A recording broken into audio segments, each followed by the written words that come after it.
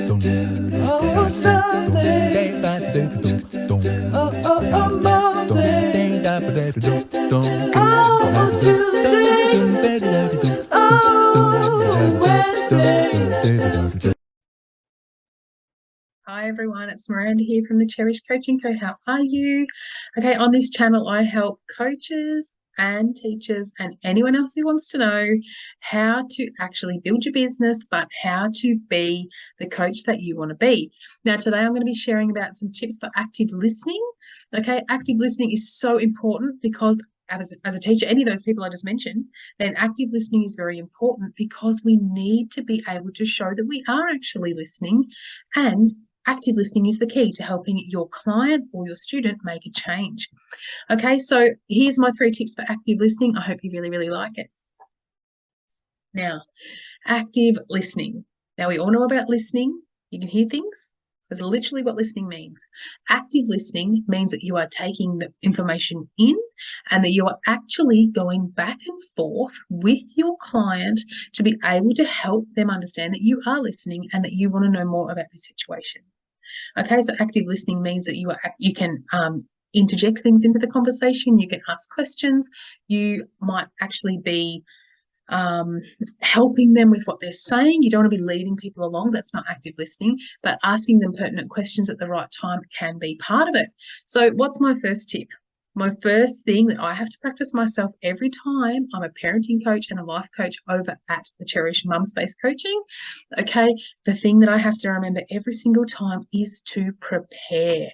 Now, being prepared. Now, I don't just remember with your notes and with all those sorts of things. Okay, I've got printables for you guys to be able to help you with that stuff on your coaching sessions. Okay, if you haven't seen my coaching workbook, you need to be checking it out right now. Okay, at the Etsy link below in the description. But not just that stuff, not just the paperwork, you need to be mentally prepared for what is going to be going on. Active listening is not the thing that you do when you're just sitting there going, That's not what active listening is. Active listening is actively taking an interest in what they're doing, and it requires emotional space and mental space to do that. Now, can we do that very well when we've been running around all day? We've just been doing something, we've literally rushed into our space to do coaching? No, we can't.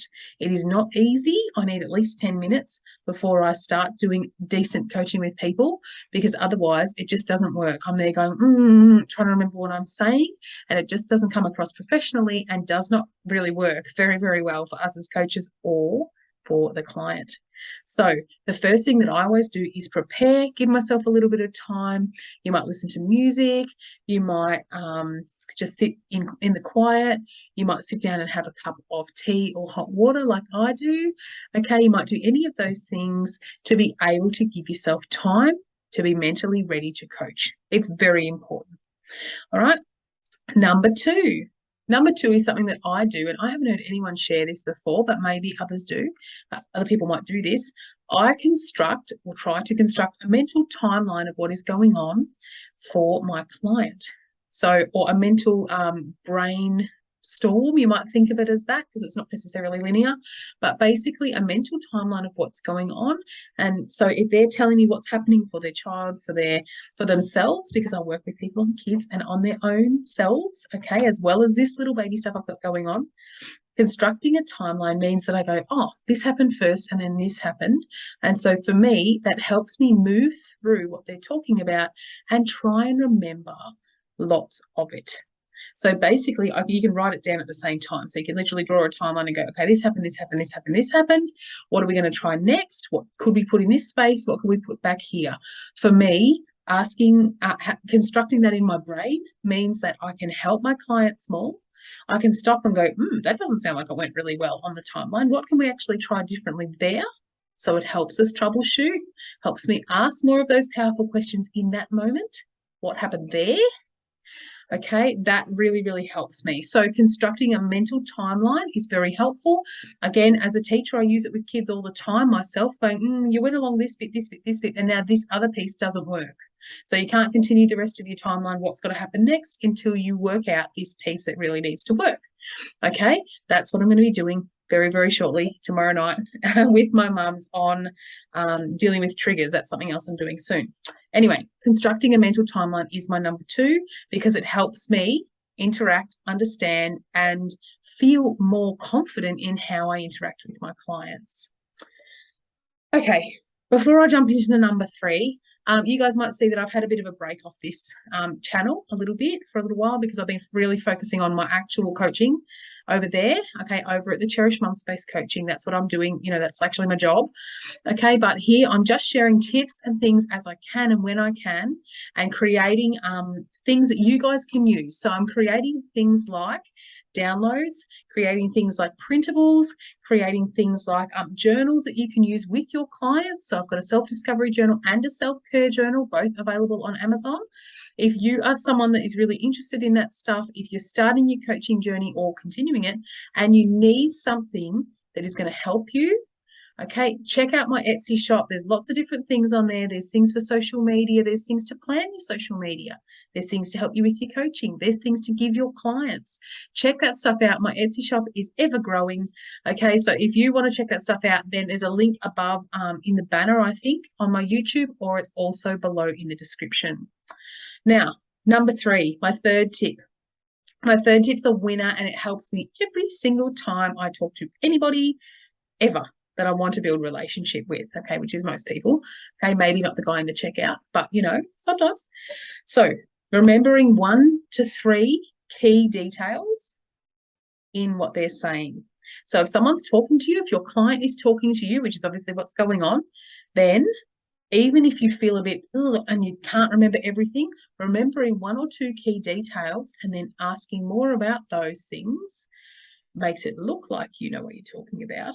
And it makes it look like you actually are paying attention to what they're saying. Even if you feel a bit fuzzy, then you can get more clarity on those particular things. And the person goes, oh, they are listening. Of course, I'm listening to my clients, but you know what I mean. Sometimes things can get a bit, oh, whoops, I missed some of that stuff. So asking more about those things means that you can, A, look good in front of your client, which is helpful. Not everything, but helpful. Number 2, you can actually get more info around the things that have grabbed your attention, which they've grabbed your attention for a reason.